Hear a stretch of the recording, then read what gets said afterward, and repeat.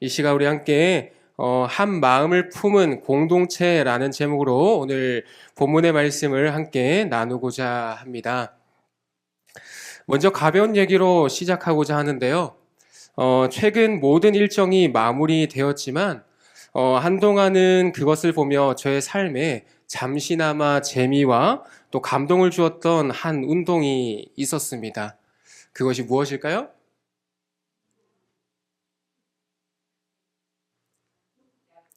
예, 두 글자입니다. 맞네요. 네.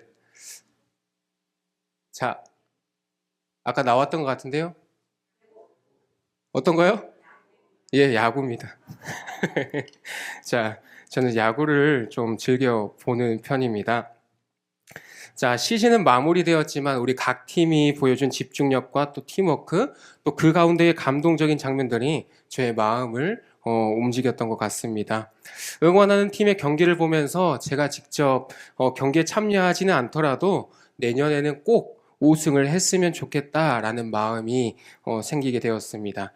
그런데 생각해 보면 한 팀이 우승하기 위해 필요한 가장 중요한 요소가 있다면 무엇이 있을까요? 팀워크? 네. 어떻게 보면 경기를 풀어갈지 전략일까요? 아니면 잘 던지고 잘 치는 오타니와 같은 그런 스타 선수가 많으면 가능할까요? 아니면 뛰어난 명장인 감독이 있어야 할까요? 이 가운데 어느 것 하나 덜 중요한 것은 없다고 봅니다. 모두가 중요합니다. 하지만 그보다 근본이 되는 것이 있는데요. 그것은 팀 전체가 매 경기마다 우승을 향한 한 마음을 품는 것이라는 겁니다.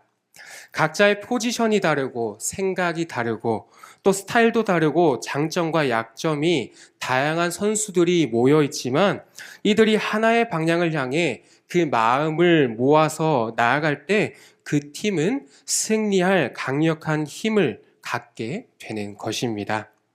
이러한 원리는 야구뿐만이 아닙니다. 오케스트라도 마찬가지입니다. 수십 개의 악기가 각각의 독립된 소리를 내고 있습니다. 바이올린, 첼로, 또 플룻, 트럼펫, 팀파니 등 소리도 역할도 그 표현 방식도 모두가 다릅니다. 하지만 그 소리가 부딪히지 않고 조화를 이루려면 서로의 소리를 기울여 들으며 자신의 음을 정확한 타이밍에 맞춰내야 하는 일이 필요합니다. 그렇게 맞춰가는 모습들 속에서는 무엇이 담겨 있을까요? 치열한 조율과 인내가 있고요. 또 서로를 향한 겸손이 있고 또 배려와 질서 그리고 공동의 목표가 있습니다. 이런 조화는 단순한 소리의 합이 아니라 서로를 인정하고 하나의 목표 아래 함께 맞춰가며 성장하려는 마음에서부터 우러나오는 것이라고 볼 수 있겠습니다. 우리 역시 마찬가지입니다. 이 자리에 함께 있는 성도님들은 한 사람 한 사람 서로가 가진 성격과 능력과 또 태도와 배경, 외모, 성향 등 각각이 다 다양한 사람들이 모여 있는 장소입니다. 뿐만 아니라 자란 환경, 경제 수준, 또 재능, 비전까지도 모두가 다릅니다. 이렇게 다양한 사람들이 함께 아름다운 조화를 이루어 가려면 무엇이 필요할까요? 우리를 하나로 묶어주는 그 중심, 가치관, 그리고 신앙의 동일한 중심이 필요할 것입니다. 사도 바울은 오늘 본문에서 우리에게 뭐라고 권면하고 있냐 하면은 한 마음을 품으라 라고 강력하게 권면하고 있습니다. 그런데 여러분 이것이 쉬운 일일까요? 어떻게 느껴지세요? 한 마음을 품으라. 실제 교회만큼 다양한 사람이 이렇게 모인 공동체는 거의 없을 것입니다. 어떤 분들은 경제적으로 여유가 있습니다. 또 어떤 분들은 늘 생활비 때문에 긴장의 끈을 놓지 못하는 분들도 계실 것입니다. 또 어떤 분들은 공부할 기회가 아주 많았고 또 어떤 분들은 그렇지 못했습니다. 성격도 다르고 믿음의 수준도 다르고 예수님을 만난 계기조차 다 다릅니다. 조용하게 기도하는 분들이 있는가 하면 뜨겁게 기도하는 분들도 있을 것입니다. 그런데 여러분, 그런 게 다른 사람이 공동체 안으로 들어오면 어떤 일이 일어나게 될까요? 우리는 부딪히게 될 수 있습니다. 그 부딪힘 때문에 상처가 일어나게 될 수 있습니다. 때로는 실망하기도 합니다. 그래서 바울은 오늘 말씀에서 분명하게 말하고 있는 것입니다. 너희의 힘으로 하나가 되려 하지 말고 예수님의 마음을 품으라 라고 우리에게 적극적으로 말하고 있습니다. 이것이 오늘 설교의 핵심입니다. 그렇다면 오늘 우리는 빌립보서 2장 말씀을 통해서 예수님께서 예수 그리스도 안에서 한 마음을 품는 공동체는 어떤 모습인지, 그리고 우리가 어떻게 한 마음을 품는 공동체로 성장해야 할지 이 시간 말씀을 통해 함께 살펴보고자 하는데, 이를 통해서 오늘 설교 제목과 같이 이 자리에 나온 모든 성도님들이 한 마음을 품은 공동체로 변화되고 회복되고 또 성장하는 은혜가 있기를 간절히 소망합니다. 이 시간 우리 1절 말씀 먼저 읽어보도록 하겠습니다. 1절 말씀입니다. 시작. 그러므로 그리스도 안에 무슨 권면이나 사랑의 무슨 위로나 성령의 무슨 교제나 긍휼이나 자비가 있거든. 아멘. 우리 성경에는 알기 어렵지만 이 원문을 보면요, 1절의 문장은 조건절로 시작됨을 알 수 있습니다. 어떤 느낌이냐 하면은 만일 뭐뭐가 있거든으로 문장을 다시 본다면 다음과 같습니다. 만일 그리스도 안에 무슨 권면이 있거든, 만일 사랑에 무슨 위로가 있거든, 만일 성령에 무슨 교제가 있거든, 만일 긍휼이나 자비가 있거든. 이 의미가 무엇을 나타내고 있을까요? 이러한 의미는 어떤 가정을 나타내는 것이 아니라 사실을 지적하고 있는 것입니다. 즉, 이러한 것이 있다면 이렇게 하라는 조건을 말하는 것이 아니라 교회 공동체가 이런 4가지 요소 위에 존재하고 있다. 교회는 당연히 이러한 것들이 있기 때문에 이런 방편을 사용해서 교회가 나눌 때에 더욱더 견고하게 하나 될 수 있다라는 것을 말씀 가운데 우리는 발견하게 되는 것입니다. 그렇다면 교회 안에는 어떤 것이 있습니까? 첫 번째는 그리스도 안에 권면하는 일이 있습니다. 교회란 어떤 곳일까요? 여러분들 생각하기에는 교회란 어떤 곳인가요? 네. 자, 죄 없으신 하나님의 독생자 예수님께서 죄인된 우리를 구원하시기 위해 이 땅에 오셔서 무엇을 하셨죠? 대신 십자가를 지시고 죽으시고 우리의 모든 죄를 사하여 주셨어요. 그리고 그 예수님이 죽으심으로 끝난 것이 아니라 어떻게 되셨죠? 3일 만에 부활하셨음을 믿음으로 말미암아 우리가 어떻게 되었어요? 구원을 받게 되었어요. 함께 그것을 우리가 그 구원받고 함께 그 복음이 진리임을 고백하는 이 공동체가 바로 교회라는 사실입니다. 그리고 우리는 무엇을 따르고 있습니까? 하나님께서 우리에게 주신 어떤 것이 있죠? 말씀, 특별계시, 그 성경 말씀을 우리는 믿고 있습니다. 믿는 것뿐만 아니라 말씀이 우리를 움직이게 하는 원동력이기 때문에 그 말씀을 우리는 성경에 기록된 내용과 같이 주야로 묵상하고 섭취하고 있습니다. 우리가 말씀을 주야로 묵상하고 섭취할 때에 우리는 어떤 삶을 살아갈 수 있게 됩니까? 그리스도인으로 살게 되는 것이고, 성경에 의하면 저와 여러분은 구별된 삶을 살아가게 된다는 사실입니다. 이를 볼 때 교회는 복음 앞에서 또 말씀 앞에서 하나 될 수밖에 없다는 사실입니다. 그러나 교회에서 분명한 복음이 선포되지 않는다면 어떻게 될까요? 느슨해진 그 틈을 누가 들어올까요? 사탄이 들어오게 되는 것입니다. 성도의 교제가 아닌 인간적인 친분 관계가 주를 이루게 되는 것이고요. 인본주의적이고 세속주의적인 바람이 불어 들어오게 되는 것입니다.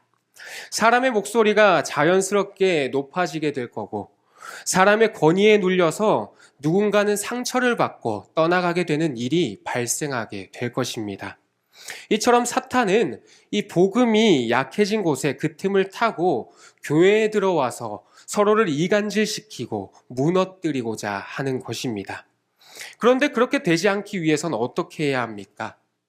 우리는 말씀을 주야로 먹어서 그 말씀이 우리 안에 인격이 되도록 해야 할 줄 믿습니다.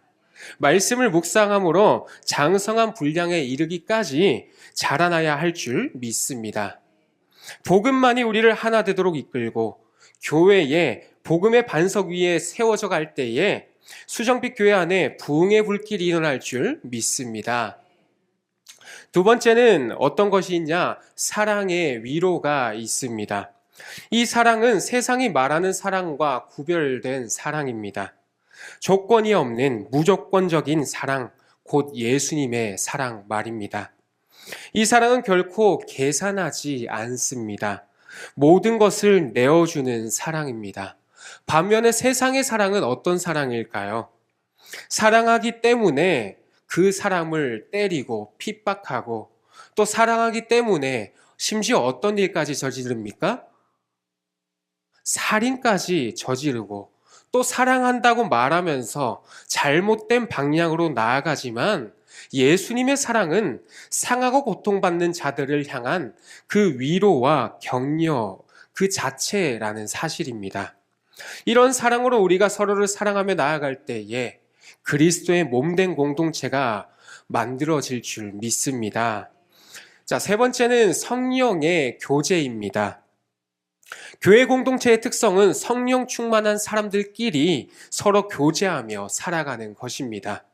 즉, 이 말은 우리의 사사로운 이익이나 우리의 뜻을 구하고 쫓기 위해 모인 사람들이 아니라는 사실입니다. 요한복음 14장 26절 말씀에 이렇게 기록되어 있습니다. 보혜사 곧 아버지께서 내 이름으로 보내실 성령 그가 너희에게 모든 것을 가르치고 내가 너희에게 말한 모든 것을 생각나게 하리라. 아멘. 이 교제는 인간적으로 친해진다는 뜻이 아닙니다. 성령께서 하나님 아버지의 뜻과 하나님 나라를 생각하게 하시고 하나님 아버지의 뜻을 이루기 위한 교제가 일어나도록 적극적으로 우리를 지지하고 밀어주신다는 사실입니다. 그렇기 때문에 세상과는 구별된 교제와 사귐이 우리 이 교회 안에 일어나게 되는 것입니다. 그럼에도 불구하고 오늘날 많은 교회 공동체 안에 세상의 어떤 동호회보다 못한 교제가 일어나고 있습니다. 왜 그럴까요? 그 목적을 상실하고 자신의 이익을 쫓고 있기 때문이라는 것입니다. 우리 안에 그릇된 목적이 아닌 진리를 목적에 두고 나아갈 때에 성령의 교통하심이 충만하게 일어날 줄 믿습니다.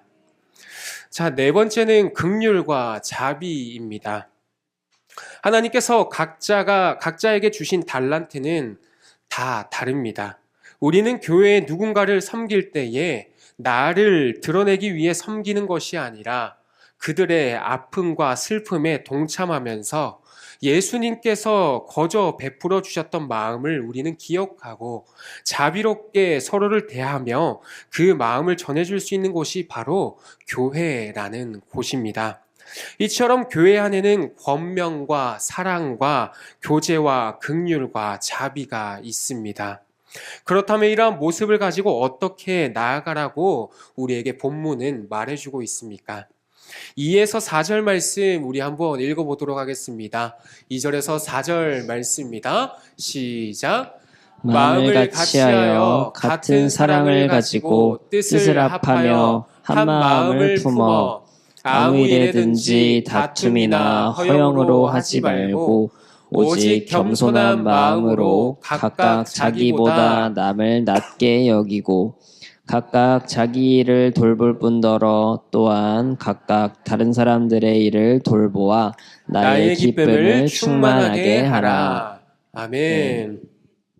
바울은 이러한 모습을 가지고 교회가 제도적으로 하나됨을 넘어서 서로의 마음이 하나 되기를 권면하고 있습니다. 우리는 예수님을 믿은 이후에도 여전히 무엇이 살아 있습니까? 우리 안에는 옛 본성, 옛 자아가 남아 있습니다. 그것으로 인해 우리의 삶은 어떻게 되고 있습니까? 쉽게 교만해지고 낮은 자리를 찾기보다는 높은 자리를 찾으려 하는 우리의 습성이 남아 있습니다. 남들이 뭐라고 하든지 나는 생각이 다르니까 내 마음대로 하려는 마음이 남아 있습니다. 또한 다툼이나 허영의 모습이 있습니다. 즉, 이 말은 잘난 체 하는 모습이 있고 자기 중심적인 모습이 우리 속에 남아 있다라는 사실입니다.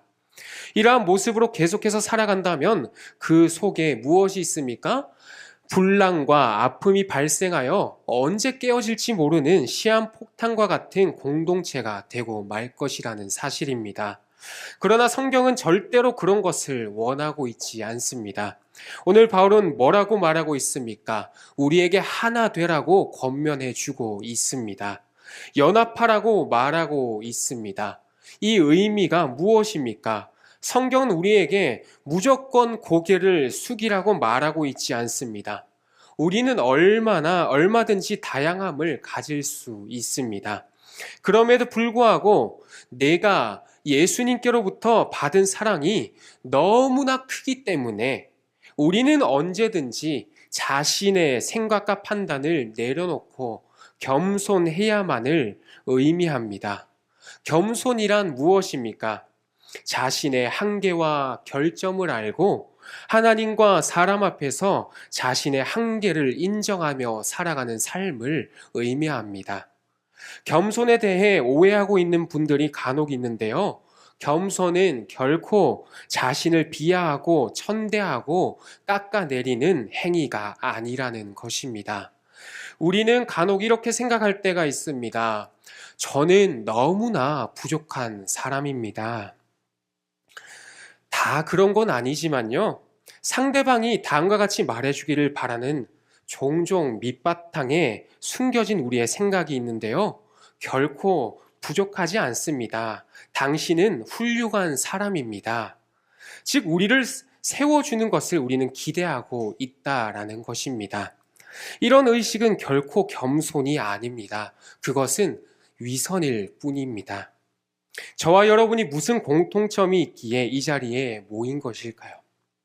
저와 여러분은 혈육 사이도 아니고 예수님이 우리의 사이에 없었더라면 어떤 이유로도 우리는 알 수 없는 사람들이었습니다.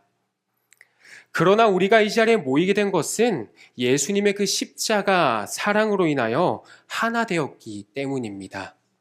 즉 저와 여러분은 함께 한계와 허물을 보았고 그 죽음의 문턱, 그 영원한 멸망으로부터 아무런 조건과 공로가 없이 은혜로 말미암아 값없이 거저 은혜로 구원받은 존재들이기 때문이라는 사실입니다. 다른 건 몰라도 이 사실 하나만으로도 우리는 예수님을 마음에 품고 하나 될 수 있는 사실이 아니겠습니까? 이 사실 하나만으로도 예수님이 우리의 모든 것 되심을 믿으시기를 소망합니다. 그렇다면 이 사실을 아는 성도님들은 어떻게 이 땅을 살아가야 하겠습니까? 세상과 다르게 사는 것입니다. 세상이 말하는 형식적인 겸손이 아니라 자신의 한계와 결점을 인정하고 다른 지체의 연약함과 부족함을 들춰내는 것이 아니라 오히려 덮어주고 가려주는 동시에 그것을 낮게 여기는 삶, 즉 높여주는 삶을 살아내는 것, 또 그와 동시에 내 것만을 쫓고 찾는 것이 아니라 다른 지체의 삶에 내 마음을 기울이고 함께 생각해 줄 수 있는 삶이 바로 예수님의 마음을 품고 나아가는 공동체의 모습임을 기억하시기를 소망합니다.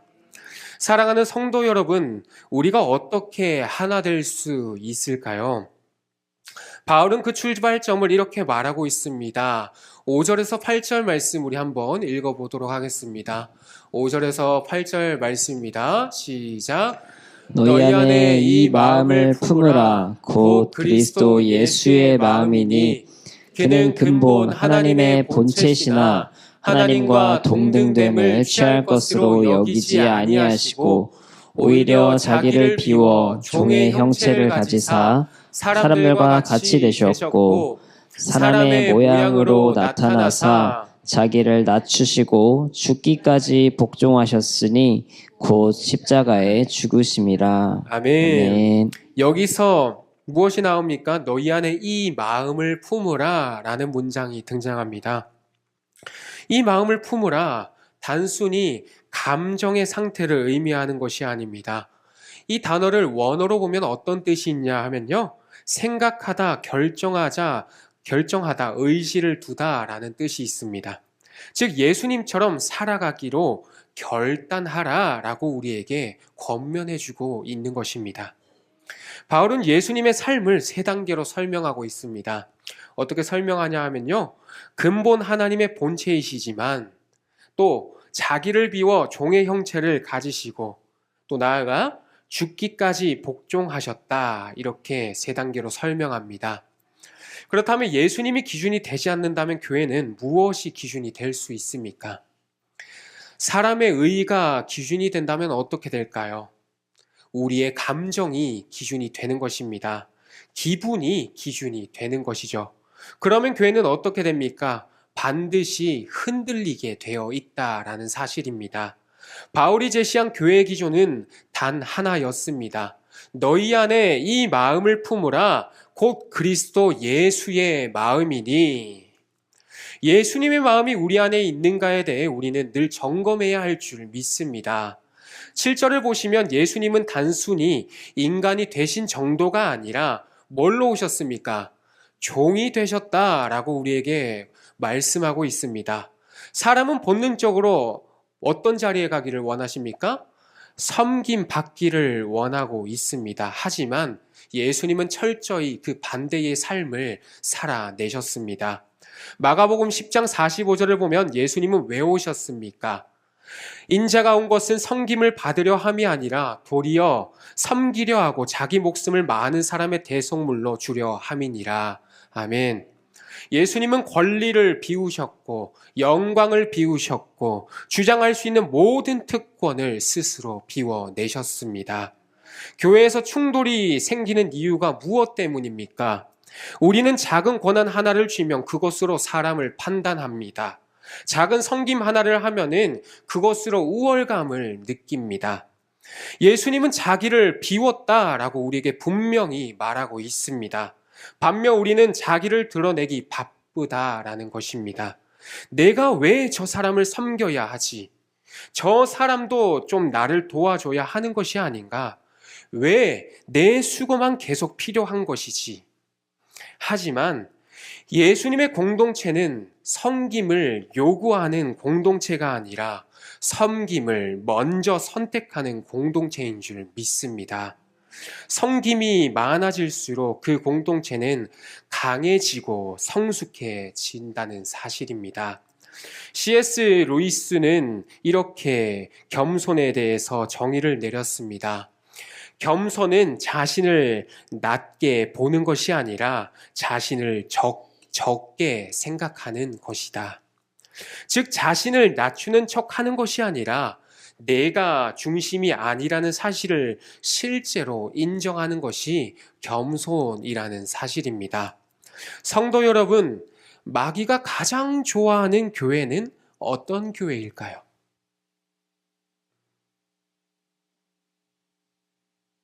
어떤 교회일까요? 오늘 말씀과 연관해서 생각해 본다면 비우지 않는 교회입니다. 서로가 자기 생각, 또 자기 주장, 자기 감정, 자기 의로 가득 차 있어서 성령 하나님께서 일하실 수 없는 공간이 있는 교회가 바로 그러한 교회입니다. 그렇다면 반대로 성령 하나님께서 가장 기뻐하시는 교회는 어떤 교회일까요? 비워내는 교회인 줄 믿습니다. 예수님처럼 비울 줄 아는 성도들로 가득 찬 교회입니다. 예수님이 우리를 위해 비우셨다면 우리도 누군가를 위해 비울 수 있어야 할 줄 믿습니다. 무엇을 먼저 비워야 합니까? 내 속에 있는 자존심, 또 내 생각, 내가 만들어 놓은 기준들, 내 고집, 아집, 누군가를 세우기 위해 비울 때에 그 자리에서 우리의 공동체, 우리 수정빛 교회가 살아날 줄 믿습니다. 8절에서 바울은 이렇게 말하고 있습니다. 자기를 낮추시고 죽기까지 복종하셨으니 곧 십자가에 죽으심이라. 아멘. 성도 여러분, 가정에서 또 교회에서 회사에서 우리가 조금만 양보해도 얼마나 많은 갈등들이 사라지는 줄 알고 계십니까? 그런데 예수님은 조금이 아니라 죽기까지 내려가셨다라고 우리에게 고백하고 있습니다. 예수님은 우리를 사랑하시되 죽기까지 사랑하셨습니다. 여기서 십자가는 단순히 희생을 의미하는 것이 아닙니다. 존귀하신 분이 수치를 선택하신 그 자리, 죄 없으신 분이 죄인의 취급을 당하신 그 자리, 하늘 보좌를 버리고 가장 낮고 낮은 곳으로 내려오신 그 자리 말입니다. 예수님께서는 공동체의 하나됨을 위해 기꺼이 낮아지셨고 끝까지 순종을 이루어내셨습니다. 여기서 우리는 한 가지 질문을 해봐야 합니다. 그렇다면 나는 어디까지 순종하고 있는가? 예수님은 조건 없이 순종하셨습니다. 반면에 우리는 어떻습니까? 기분이 좋으면 순종하고 상황이 좋으면 순종합니다. 그러나 예수님은 끝까지 순종하셨습니다. 순종은 단지 감정이 아니라 결단이라는 것입니다. 그리고 그 순종의 결단으로 나아갈 때에 그 공동체가 살아나고 회복될 줄 믿습니다. 예수님은 자기를 비우셨다라고 말씀하십니다. 반면 우리는 어떻습니까? 우리는 무엇 하나 비우기보다는 채우려 하고 내려놓기보다는 붙들려고 하고 양보하기보다는 주장하려 할 때가 많이 있습니다. 그러면 결국 공동체 안에 긴장감이 생기게 되는 것이고 그 긴장감이 갈등으로 이어지게 되는 것이고 작은 일에도 부딪힘이 일어나며 우리의 마음은 낱낱이 갈라지게 되고 말 것입니다. 그러나 사랑하는 성도 여러분, 예수님은 비우셨기 때문에 하나님께서는 그 이름을 높여주셨다라는 사실입니다. 예수님은 낮아지셨기 때문에 하나님께서 그분을 영광 가운데 올려놓으셨다는 사실입니다. 바울은 이어서 9절에서 11절에 이렇게 선포하고 있습니다. 우리 9절에서 11절 말씀 한번 읽어보겠습니다. 시작.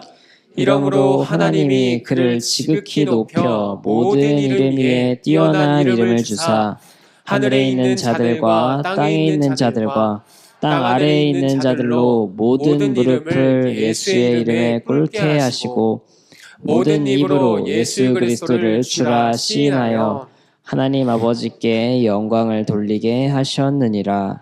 아멘. 아멘. 여기서는 우리를 깨닫게 하는 중요한 한 가지 원리가 담겨 있습니다. 비어야 채워지는 것이고 낮아져야 높아지고 죽어야 산다라는 것입니다. 이것이 예수님이 우리에게 보여주신 그 십자가의 길인 것이고요. 교회 공동체가 하나 되는 유일한 방법이라는 사실입니다. 우리가 서로를 대할 때 내가 조금 비워낸다면 우리 공동체는 조금 더 하나가 될 줄 믿습니다. 내가 조금 낮아지면요, 우리 공동체는 조금 더 높아지게 될 줄 믿습니다.